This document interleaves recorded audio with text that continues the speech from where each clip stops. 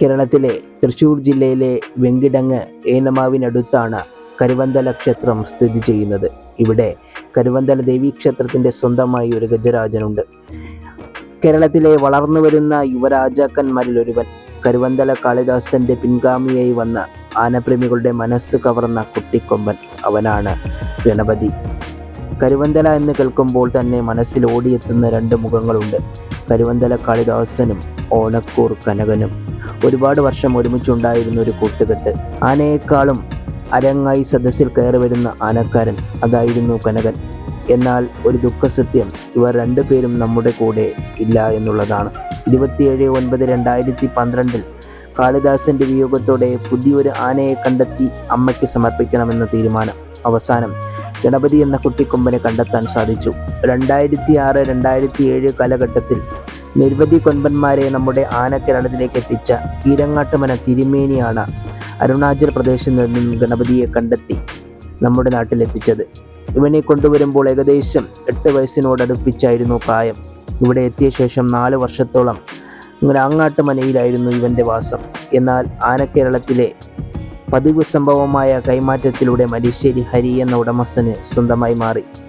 മലിശ്ശേരി ഗണപതി എന്ന പേരിൽ അറിയപ്പെട്ടു. ഇവനെ കൊണ്ടുവന്ന കാലം മുതൽ സിദ്ധാർത്ഥൻ എന്ന ചട്ടക്കാരൻ്റെ മേൽനോട്ടത്തിലായിരുന്നു ഇവൻ. എന്നാൽ ഇവിടെ വിധി മാറി മറിഞ്ഞു. ആ സമയത്താണ് കരുവന്തല ക്ഷേത്രത്തിലേക്ക് ഒരു പുതിയ ആനക്കുട്ടിക്ക് വേണ്ടി തിരച്ചിൽ നടക്കുന്നത്. അങ്ങനെ അവർ മനുഷ്യരി തറവാട്ടിലെത്തുകയും ഗണപതിയെ കാണുകയും പിന്നീട് കാര്യങ്ങളെല്ലാം മുറ പോലെ കൈമാറ്റങ്ങൾ വീണ്ടും അവൻ കരുവന്തല ഗണപതിയായി മാറി. അതോടെ സിദ്ധാർത്ഥനും അവനിൽ നിന്നും മാറി. കുറച്ച് കൊല്ലത്തോളമായി ഷൈൻ എന്ന ചട്ടക്കാരൻ്റെ മേൽനോട്ടത്തിലായിരുന്നു അവൻ മുന്നോട്ട് പോയിക്കൊണ്ടിരുന്നത്. 2024-23 കാലഘട്ടത്തിൽ ആനക്കേരളത്തിൽ എടുത്തു പറയേണ്ട മികച്ച ഒരു ഗജരാജനായിരുന്നു കരുവന്തല ഗണപതി. ഇപ്പോൾ അവനും ആളും ആരവങ്ങളും ഒഴിഞ്ഞ പുരപ്പറമ്പിലേക്ക് യാത്രയായിരിക്കുന്നു എന്നാണ് അറിയാനായിട്ട് സാധിച്ചത്. ആന ഏറെ നാളുകളായി ചികിത്സയിലായിരുന്നു. ആനയ്ക്ക് ഇപ്പോൾ നമുക്കറിയാനായിട്ട് സാധിച്ചത് യൂറിനറി ഇൻഫെക്ഷൻ എന്നാണ് നമുക്ക് അറിയാനായിട്ട് സാധിച്ചിരിക്കുന്നത്. 2-3 ദിവസമായി ആന ഭക്ഷണം എടുത്തിരുന്നില്ല. കുഴഞ്ഞു വീണ ആനയെ ഗ്ലൂക്കോസ് കൊടുത്ത് നിർത്തിയിരിക്കുകയാണ് എന്നാണ് നമുക്ക് അറിയാനായിട്ട് സാധിച്ചത്. മികച്ച ഒരു ആനക്കുട്ടികളിൽ ഒരുവനായിരുന്നു കരുവന്തല ഗണപതി.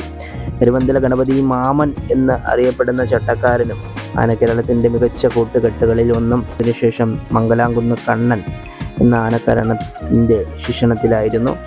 അവനും ആളും ആരവങ്ങളുമില്ലാത്ത പുരപ്പറമ്പിലേക്ക് യാത്രയായിരിക്കുന്നു.